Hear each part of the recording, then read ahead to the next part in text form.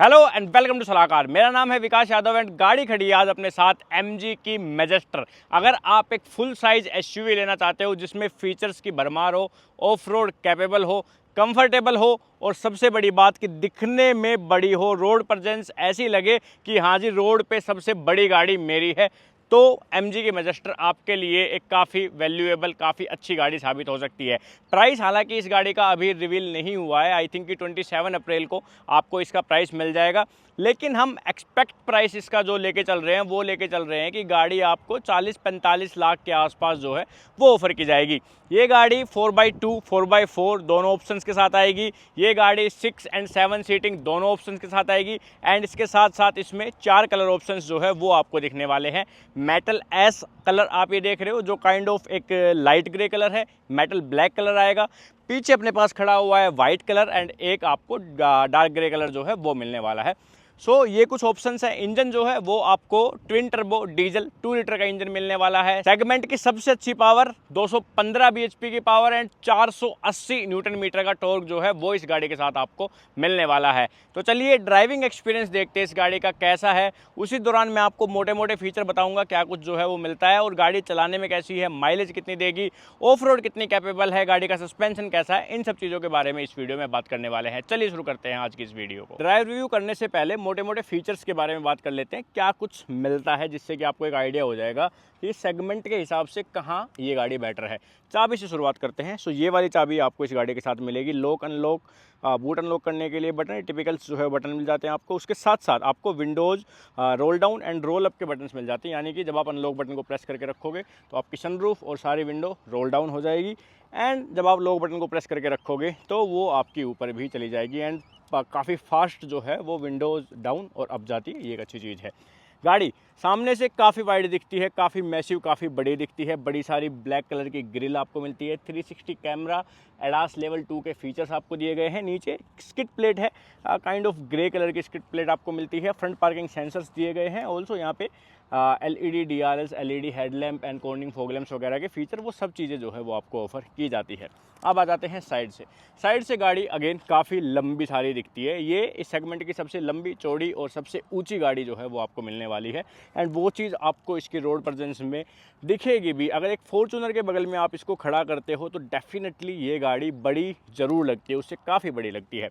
19 inch के alloy wheel यहाँ पे दिए गए हैं। ड्यूल टोन में अलॉय व्हील मिलते हैं। 255/60 R19 का ओवरऑल टायर का सेक्शन है। चारों डिस्क ब्रेक के ऑप्शन अभी मिलते हैं आपको एंड ऑल ट्रेन टायर्स जो है वो गाड़ी के साथ आपको दिए जाते हैं। उसके साथ साथ आप देख सकते हो कि डैम्पिंग काफ़ी अच्छे से की गई है। रोड पे चलते हुए गाड़ी में नॉइस भी जो है वो काफ़ी कम आती है। देन ग्लोसी ब्लैक कलर के ORVMs है। ORVMs में 360 degree camera, blind spot monitoring, आपके पास हीटेड ORVM, इलेक्ट्रिक फोल्ड वाले फीचर, वो सारी चीज़ें जो है वो ऑफर की जाती है और रिवर्स करते टाइम अपने आप टिल्ट हो जाते हैं, जिससे कि थोड़ा सा बेटर हो जाता है गाड़ी को रिवर्स करना। डोर हैंडल्स पे आपके पास यहाँ पे रिक्वेस्ट सेंसर ऑफर किया जाता है। ऊपर छोटी सी जो है वो रूफ रेस मिलती है। ग्लासेस काफ़ी बड़े बड़े हैं। एक फीचर की कमी है कि पीछे सनसेट्स ऑफर नहीं किए जाते, जिस वजह से गाड़ी में धूप जो है वो कंटिन्यूसली आती रहती है इतने गर्मी के टाइम पे। हालांकि UV कट ग्लासेस है बट फिर भी अगर रियर सनसेट्स मिलते हैं तो थोड़ा बेटर हो जाता। पीछे वाली ग्लासेस भी जो है वो अगेन काफ़ी बड़े हैं, तो जो पीछे वाली रो पे बैठेगा उसको ऐसे क्लोस्ट्रोफोबिक फील नहीं होगा। 7 सीटर 6 सीटर दोनों कन्फिगरेशन में आप इसको ले सकते हो। 6 सीटर थोड़ी बेटर मुझे लगती है क्योंकि कैप्टन सीट्स जो है वो थोड़ी बेटर लगती है।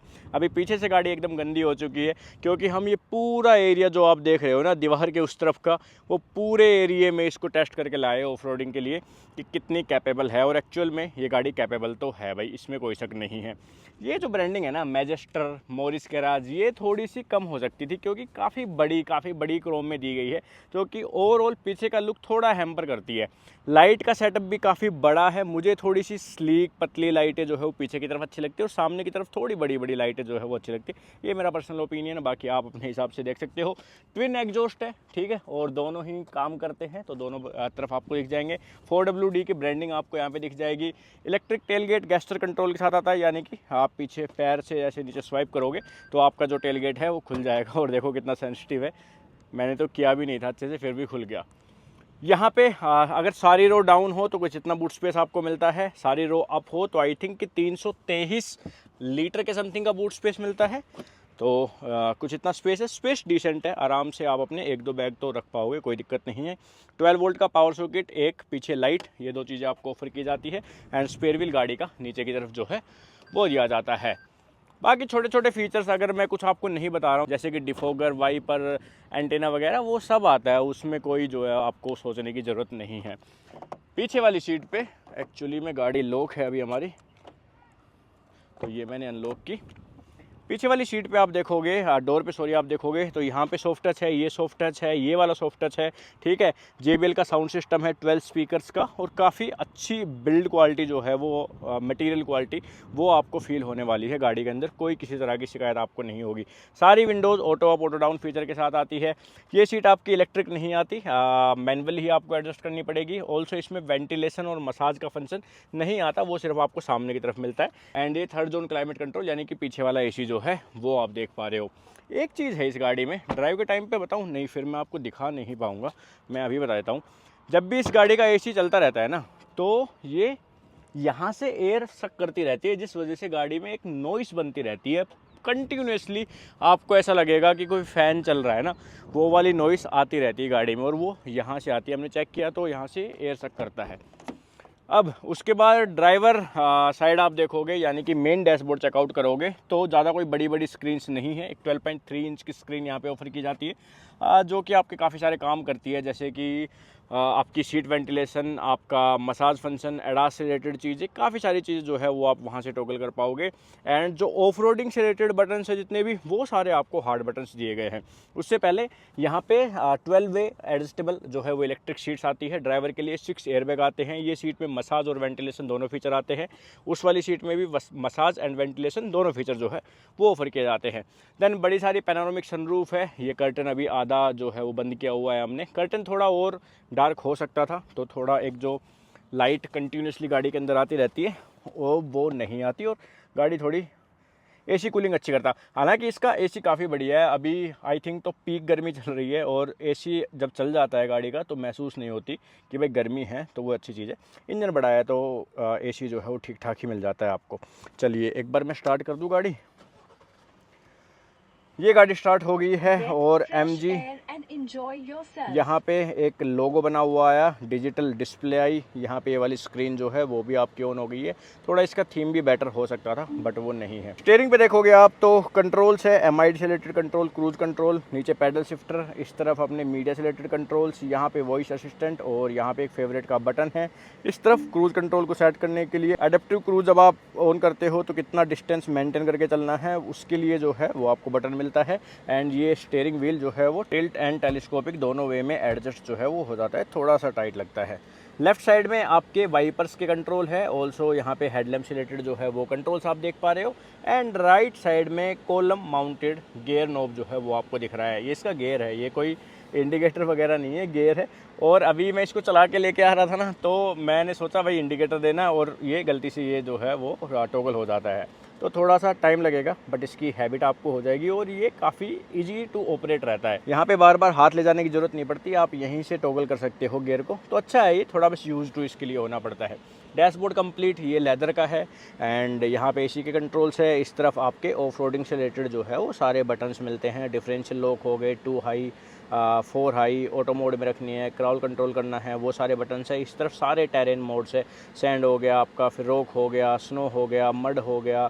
एंड अपने पास जो है वो अगर आपको कस्टम मोड्स भी बनाने हैं तो उसके लिए भी बटन आता है, तो उसको आप प्रेस करके एंड यहाँ पे कस्टम मोड्स जो है वो अपने बना सकते हो कि आपकी गाड़ी किस पावर में रहनी चाहिए। ये मैं बनाता हूँ एक बार।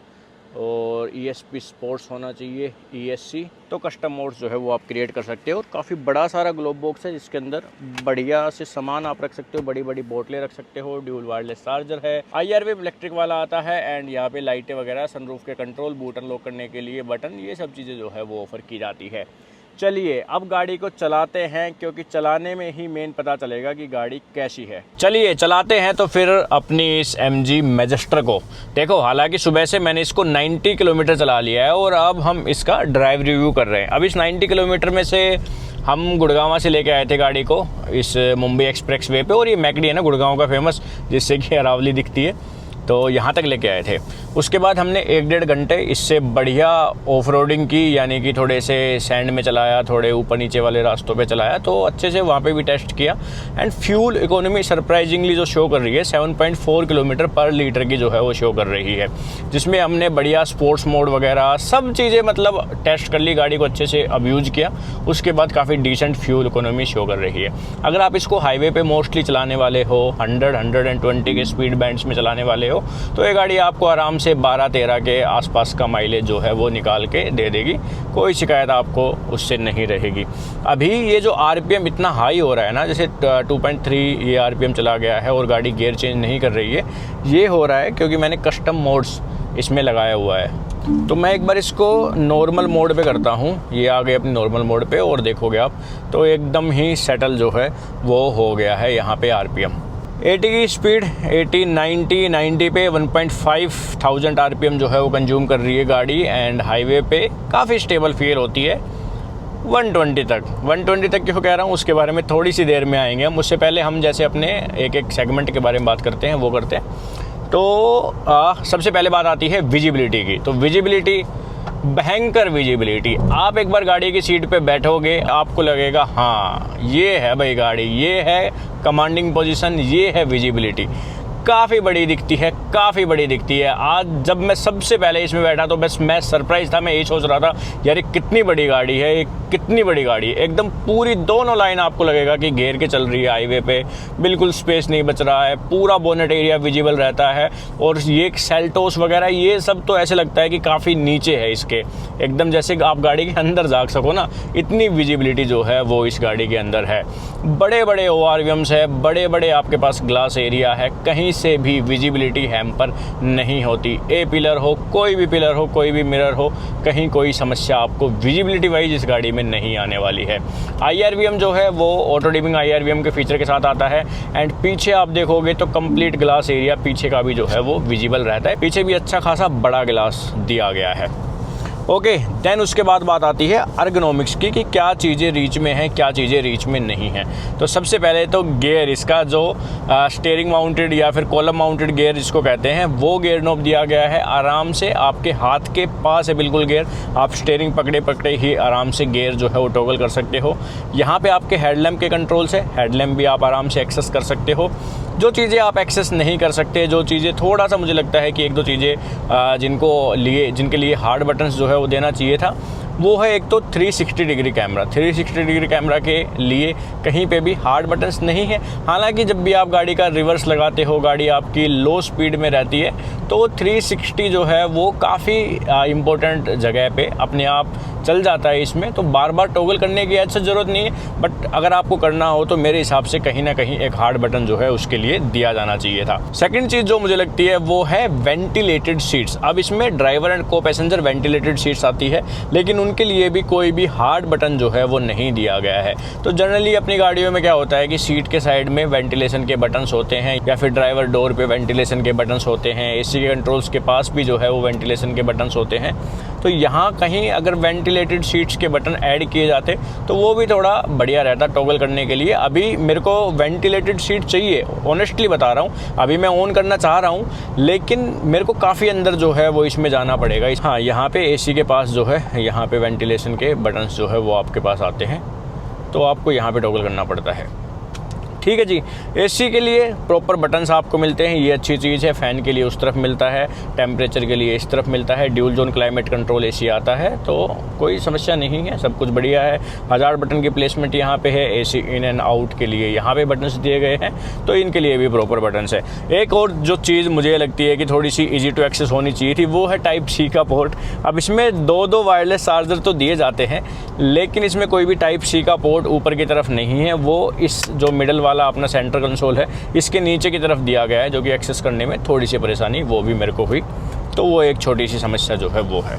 देन अपने पास सारे स्टीयरिंग माउंटेड कंट्रोल सब अपनी जगह पे है, बढ़िया। अपने पास म्यूट के लिए प्रॉपर बटन दिया गया है, फ़ोन आपको उठाना है तो उसके लिए प्रॉपर बटन है, वॉल्यूम अप डाउन के लिए, ट्रैक चेंज के लिए, सब के लिए आपके पास बटन प्रॉपर दिए गए हैं। पैडल शिफ्टर जो है वो आपको मिलते हैं, तो अगर आप मैनुअल मोड में चलाना चाहते हो तो आप मैनुअल मोड में भी गाड़ी को चला सकते हो।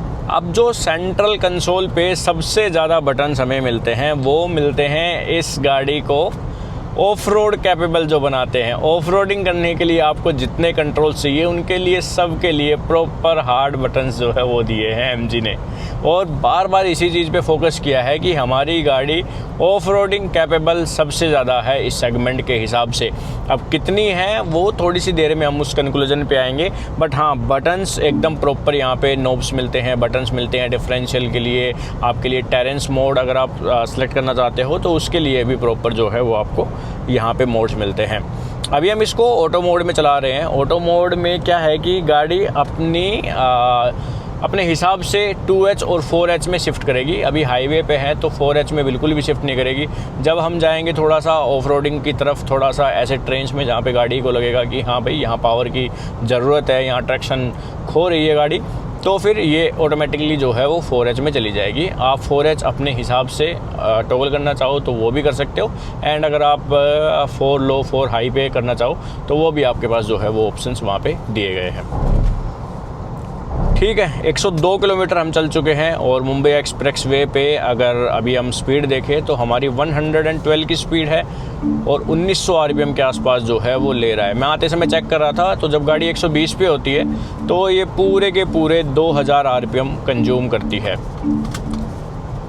अब बात आती है NVH लेवल्स की। ठीक है, तीसरा अपना सेगमेंट होता है कि गाड़ी में नॉइज़ कितनी आती है। तो देखो मैं इसको एकदम ही साइलेंट गाड़ियों के कैटेगरी में बिल्कुल नहीं रखूँगा। बिल्कुल साइलेंट गाड़ियों की कैटेगरी में तो नहीं आती है। आपको टायर की नॉइज़ जो है वो भी आती रहेगी, आपको हल्का हल्का विंड ब्लास्ट जो है वो भी सुनता रहेगा। और एक जो मैंने आपको वॉक अराउंड के टाइम पे इसी वीडियो में थोड़ी देर पहले बताया था, तो पीछे से कंटिन्यूस अगर आपका AC चलता है तो एक आवाज़ जो है वो आपको आती रहती है। आप उसको ब्लोअर की आवाज़ काइंड ऑफ समझ सकते हो कि आपको ऐसा लगेगा जैसे कि पीछे वाला AC जो है वो कंटिन्यूसली चल रहा है, या फिर जब किसी गाड़ी में वेंटिलेटेड सीट्स चलती है तो वहाँ पे भी थोड़ी सी नॉइज़ जो है वो क्रिएट होती है। तो वो एक टाइप की नॉइज़ जो है वो आपके पास आती रहती है, इसमें कंटिन्यूसली जो है वो आती रहती है। तो NVH उतने साइलेंट नहीं है। हाँ, इंजन के तरफ से आपके पास काफ़ी साइलेंट कैबिन मिलेगा। इंजन की बहुत ज़्यादा जो है वो आवाज़ नहीं आती। ज़्यादा ही एक्सेलरेट करते हो तो फिर आपको इंजन की आवाज़ आएगी, उसके अलावा नहीं आती। अभी जैसे 120 पे है तो एकदम साइलेंट है, इंजन की बिल्कुल इतनी सी भी आवाज़ जो है वो गाड़ी में सुनाई नहीं दे रही है। तो इंजन रिफ़ाइन है, काफ़ी रिफ़ाइन है। ग्लोस्टर में भी हमने देखा था कि इंजन की रिफ़ाइनमेंट में कोई इशू नहीं है और NVH भी काफ़ी कंट्रोल्ड है। हाँ, टायर जो है अभी टायर प्रेशर हमारा हल्का सा ज़्यादा है तो उस वजह से थोड़ी सी बाउंसी राइड जो है वो मिल रही है, एंड थोड़ी सी नॉइज़ जो है वो भी आपको आ रही है। बट ये है कि 120 की स्पीड है तो इतनी आप आराम से सह सकते हो आवाज़, इतना कोई ज़्यादा इशू वाली बात नहीं है।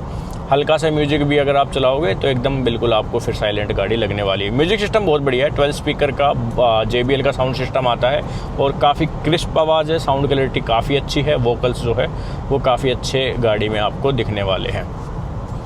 ओके जी, सो ये सब चीज़ें होगी NVH लेवल्स के रिगार्डिंग। चलो अब बात करते हैं गाड़ी के इंजन की। तो यहाँ पे ग्लोस्टर में जो इंजन आता था 2 लीटर का ट्विन टर्बो डीजल इंजन, वही ऑफ़र किया जाता है। सेगमेंट की सबसे अच्छी पावर है 215 PS की पावर है, 215 PS की पावर जो है वो जनरेट करता है। फॉर्च्यूनर्स के कंपैरिजन में 204 PS की पावर जो है वो जनरेट करती है। हाँ, टॉर्क सेगमेंट का बेस्ट नहीं आता। टॉर्क इसमें आई थिंक कि 478 आता है एकदम करेक्ट अगर मैं बताऊं तो, और 480 आप जनरली बोल सकते हो कि 480 न्यूटन मीटर का टॉर्क जो है वो इसमें आता है। फॉर्च्यूनर में वहीं आपको 500 न्यूटन मीटर का टॉर्क जो है मिलता है। वो इंजन बड़ा है, 2800 सीसी का इंजन है वो, तो इस वजह से टॉर्क वहाँ पे थोड़ा बेटर मिलता है। और यहाँ पे ट्विन टर्बो होने की वजह से पावर थोड़ी सी बेटर जो है वो ऑफ़र की जाती है।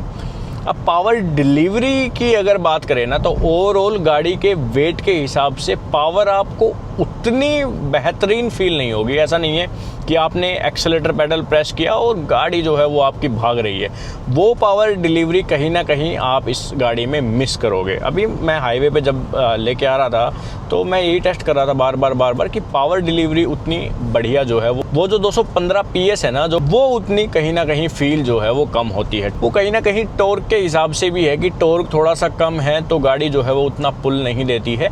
तो वो जो कॉम्बिनेशन है पावर एंड टॉर्क का, वो आपको थोड़ा लीनियर ही गाड़ी में फील होने वाला है। देखो अभी हम 94 पे हैं, अगर मैं इसको यहीं से ही एक्सेलेरेट करता हूँ तो आप देखना कि ये कितनी पावर डिलीवरी करती है एंड गियर कौन से में जाती है। अभी D8 में है एंड जैसे ही मैंने एक्सेलेरेटर पेडल पूरा प्रेस कर दिया तो देखो D5 में गई है एकदम से एंड 4000 RPM पे जाके गियर जो है वो चेंज कर लेती है। एंड ये मैं थोड़ा वो रिव्यू के पर्पज़ से बता रहा हूँ, ऑन ग्राउंड आपको ज़्यादा कुछ फील होने वाला नहीं है। ये देखो अभी हम 120 पे है एंड गाड़ी 2000 RPM जो है वो अपनी कंज्यूम कर रही है, जहाँ पे माइलेज अपनी 7.4 थी आई थिंक, है ना, 7.4 थी जब हम चले थे वहाँ से। तो और अभी माइलेज जो है वो 8 किलोमीटर पर लीटर की आराम से जो है वो हमने रीच कर ली है। और अब मैं ऑल द वे गुड़गांव तक वापस जाऊंगा तो ये 10-11 के आसपास जो है वो आ जाएगी। तो अगर आप अब्यूज़ नहीं करते हो तो मैं आपको बता रहा आराम से 12-13 की माइलेज आप इस गाड़ी से निकाल पाओगे, कोई किसी तरह की समस्या जो है वो आपको नहीं है। 75 लीटर का डीजल टैंक आपको इस गाड़ी में मिलता है, तो एक बार आपने रिफ़िल करवाया और आराम से जो है वो आप लॉन्ग ट्रिप्स इस गाड़ी से कर सकते हो। ये एक अच्छी चीज़ मुझे और लगी। देखो अगर गाड़ी बड़ी है ना तो फ्यूल टैंक भी बड़ा होना चाहिए, जिस वजह से लंबी ट्रिप्स में आपको बार बार रिफ्यूल ना करवानी पड़े। एडास लेवल 2 के फीचर आते हैं आपके पास lane keep assist, adaptive cruise control, आपके पास इमरजेंसी ब्रेकिंग, वो सारे फीचर्स जो है वो ऑफ़र किए जाते हैं। आप जो चाहो वो फीचर आप टॉगल करके गाड़ी को चलाओ। यहाँ पे कुछ शॉर्टकट्स भी मिलते हैं, तो आपको एडास के फीचर गाड़ी में चलते हुए टॉगल करने तो आप आराम से टॉगल कर पाओगे, जैसे कि अभी मैंने लेन कीप असिस्ट बंद किया हुआ है। इंजन के बाद बात आती है गाड़ी के स्टीयरिंग फीडबैक की। तो यहाँ पे पता नहीं अब मैं इस गाड़ी को बुरा बताऊँ या फिर मैं कंपनी को बुरा बताऊं या फिर जो इन सब चीज़ों को हैंडल कर रहा है, यानी कि जो ड्राइव करवा रहे हैं उनको इस चीज़ में गलत बताऊं, मुझे कुछ समझ नहीं आ रहा। क्योंकि इस गाड़ी का मैं जब से लेके आया हूं इसका अलाइनमेंट आउट है। अगर मैं थोड़ा भी स्टीयरिंग व्हील छोड़ दूंगा ना तो देखना ये तुरंत जो है वो अपनी राइट में भगेगी। ये सीधी चलती हुई गाड़ी में ये ऐसे मेरे को स्टीयरिंग जो है वो पकड़ना पड़ रहा है, इतना यहाँ पे अलाइनमेंट इस गाड़ी का आउट है। और इस अलाइनमेंट आउट होने की वजह से जब गाड़ी 120 के ऊपर जाती है ना तो स्टीयरिंग इस हद तक वाइब्रेट करता है कि आपका कॉन्फिडेंस एकदम ही लूज जो है वो हो जाएगा। देखो अभी मैं एक बार इसको 120 के पास लेके जाता हूँ, ये देखो अभी आपको अगर मेरी वॉच दिख रही है तो आप यहाँ से थोड़ा अंदाज़ा लगा सकते हैं इस हद तक इसका स्टीयरिंग जो है वो वाइब्रेट कर रहा है। और डायरेक्शन आप देखो कितना टेढ़ा है इसका स्टीयरिंग। तो अभी मैं इसका क्या बताऊँ, आप इस स्टीयरिंग फीडबैक के हिसाब से इस कंडीशन में क्या मैं इसका फीडबैक दूंगा या क्या मैं इस गाड़ी को जज कर पाऊँगा कि भाई ये कितनी स्टेबल है हाईवे पे। जो AC से रिलेटेड चीज़ें हैं, इंजन की पावर डिलीवरी, ये सब चीज़ें तो मैंने जज कर ली क्योंकि ये 100 तक मोस्टली जो है हम जज कर सकते हैं। बट जो हाई स्पीड स्टेबिलिटी है, गाड़ी में कितना जो है वो बॉडी रोल है, या फिर गाड़ी हाई स्पीड पे कैसे बिहेव करती है, सस्पेंशन कैसा बिहेव करता है, स्टीयरिंग जो है वो टाइट रहता है या फिर आपका लूज रहता है, ये सब चीज़ें भाई मैं अब जज ही नहीं कर पाऊँगा इससे। तो उसके बारे में मैं आपको क्या बताऊँ। जहाँ तक मैंने अभी इसको चलाया है, जिस कंडीशन में चलाया है, मुझे बिल्कुल भी कॉन्फिडेंस नहीं आ रहा है स्टीयरिंग में। स्टीयरिंग एकदम मेरे को लाइट लग रहा है। जितनी स्पीड पे जिस हद तक इसको रिस्पॉन्सिव होना चाहिए वो रिस्पॉन्सिव नहीं है, काफ़ी लो फील हो रहा है, एकदम एक्यूरेसी जो है वो नहीं आ रही है। और बस मतलब कि हाई स्पीड पे बिल्कुल मज़ा नहीं आ रहा है इस गाड़ी को चलाने में, 1% भी मज़ा नहीं आ रहा है। ये पता है क्या, ऑफ रोडिंग में थी अभी, ऑफ रोडिंग जोन में इवेंट चल रहा था, तो लगातार ऑफ रोडिंग जो है इस गाड़ी से हुई है, तो उस वजह से भी हो सकता है कि अलाइनमेंट आउट हो गया हो और गाड़ी का स्टीयरिंग जो है वो अब ऐसे बिहेव कर रहा हो। अभी इसके बाद जब आएगी गाड़ी जो सीधा चलेगी तो मैं आपको बताऊंगा। हमारे पास आज 2 गाड़ियाँ थी, और दोनों ही सेम है, दोनों का अलाइनमेंट आउट है, दोनों के स्टीयरिंग वाइब्रेट कर रहे हैं। इवन जो दूसरी वाली है वो तो काफ़ी बाउंसी राइड दे रही है, पता नहीं क्यों दे रही है बाउंसी राइड, पर वो काफ़ी उछल रही है हाईवे पे। हाँ, ये वो उछल कूद तो नहीं कर रही है, बस ये काफ़ी टाइट इसका स्टीयरिंग अपने को पकड़ के चलना पड़ रहा है ताकि ये लाइन में रहे। ठीक है जी, सस्पेंसन अच्छे हैं, सस्पेंसन बिल्कुल एकदम आपको बढ़िया लगने वाले हैं। गड्ढे हो, ब्रेकर हो, कोई छोटा मोटा पत्थर आ जाए, गाड़ी को जो है कोई फ़र्क नहीं पड़ता।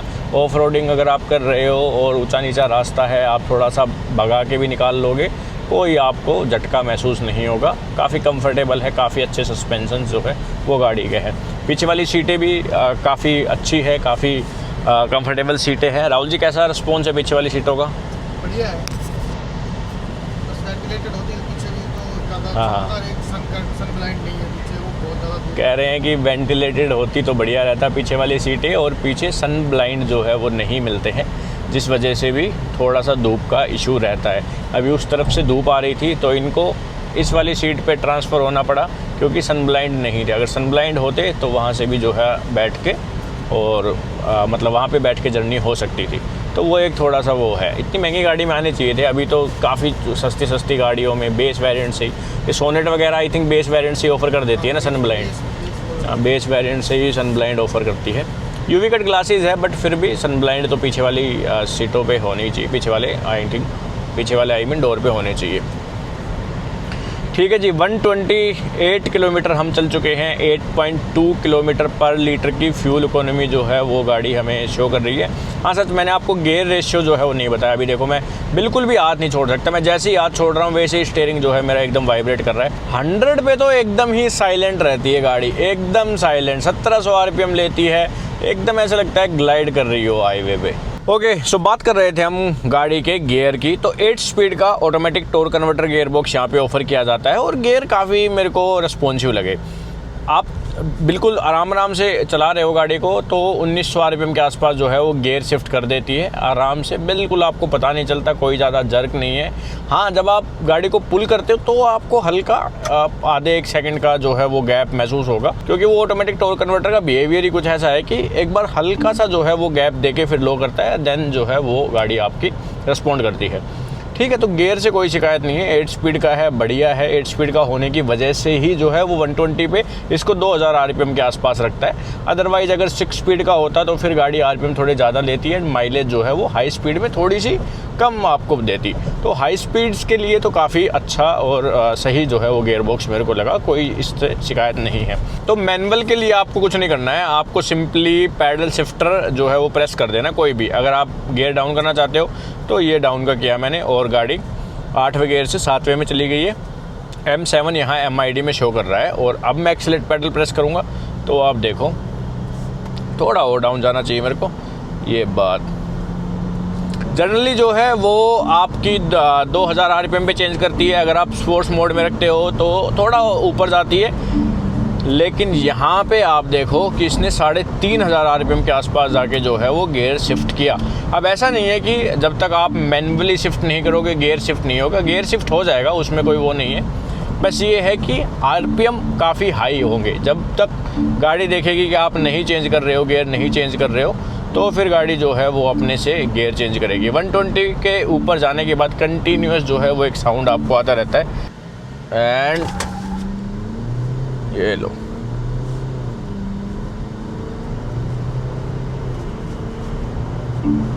थोड़ा सा इंक्लाइन आ गया, बट गाड़ी हमारी 100 रीच कर चुकी है। एक बार तो व्हील स्पिन होता है भाई, है ना, इतनी बड़ी गाड़ी में एक बार तो भाई व्हील स्पिन होता है। और काफ़ी अच्छा रिस्पॉन्स है वैसे तो। बस जब आप एक लीनियर स्पीड में हो और फिर आप एक्सीलेटर पेडल प्रेस करते हो तो आपको थोड़ा सा वो लग सकता है, बट ठीक है।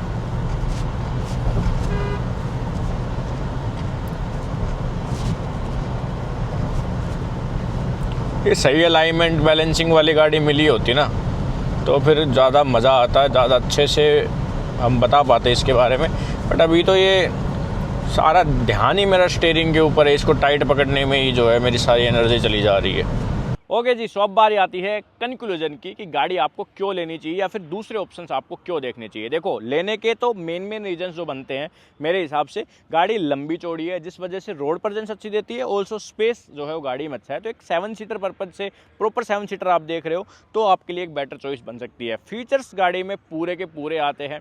40-45 लाख रुपए दोगे, फीचर्स नहीं मिलेंगे गाड़ी में, तो भी आपको कोई भी बोल देगा तेरी गाड़ी में भाई ये नहीं आता, तेरी गाड़ी में ये नहीं आता, तो इसके बारे में वो चीज़ कोई नहीं बोल सकता। तो ये एक बड़ा रीज़न है, उन फीचर्स का आप अच्छे से यूज़ कर सकते हो, आज के ज़माने में फीचर्स चाहिए। एंड तीसरा जो रीज़न है वो है कि ऑफ रोडिंग के लिए काफ़ी कुछ जो है वो गाड़ी में दिया गया है। एंड एक्चुअल में जितनी हमने इस ऑफ रोडिंग की है तो गाड़ी ऑफ रोड कैपेबल है भी, तो वो एक बड़ा रीज़न जो है और बनता है। तो ये 3-4 मोटे मोटे रीज़न मुझे समझ में आते हैं इस गाड़ी को लेने के। दूसरे ऑप्शंस आपको क्यों लेने चाहिए, अगर आप मार्केट के हिसाब से, आप ट्रेंड के हिसाब से चलना चाहते हो, यानी कि आपकी गाड़ी रिलायबल हो, रीसेल अच्छी हो, तो फिर आपको दूसरे ऑप्शंस जो है वो देख लेने चाहिए। अगर आपकी रनिंग काफ़ी ज़्यादा है, आप महीने में काफ़ी ज़्यादा चलते हो, 20-25 हज़ार किलोमीटर निकाल देते हो, तो भी मेरे हिसाब से एक रिलायबल प्रोडक्ट अगर आप लेते हो तो आपके लिए थोड़ा ज़्यादा बेटर वैल्यू फॉर मनी साबित होगा। और एक टाइम ऐसा आएगा कि जब आप अपनी गाड़ी को 1-1.5 लाख 2 लाख किलोमीटर चला लोगे और आपका मन करेगा इसको बदलने का, तो फिर वहाँ पे रीसेल भी जो है वो आपके काम आएगी। तो एक बड़ा रीज़न जो टोयोटा फॉर्च्यूनर है इसकी कंपटीशन उसको लेने का यही है कि रिलायबिलिटी एंड रीसेल वैल्यू उसकी काफ़ी बेटर है एज़ कम्पेयर टू एमजी की मैजेस्टर। तो वहाँ पे आप उसको कंसिडर कर सकते हो। फिलहाल तक के लिए जो है, अभी देखते हैं इसकी रिलायबिलिटी या फिर रीसेल कहाँ तक जाती है। लोग खरीदेंगे तो डेफिनेटली रीसेल भी बढ़ी जाएगी। ठीक है जी, तो ये मोटे मोटे पॉइंट्स थे मेरे। आप बताओ आपको क्या लगता है इस मैजेस्टर के बारे में, गाड़ी की लुक्स जो है आपको ओवरऑल कैसी लग रही है, क्या फॉर्च्यूनर से अच्छी लग रही है? वीडियो में कमेंट जरूर करना। Thank you so much for watching this video. मिलते हैं आपसे नेक्स्ट वीडियो में।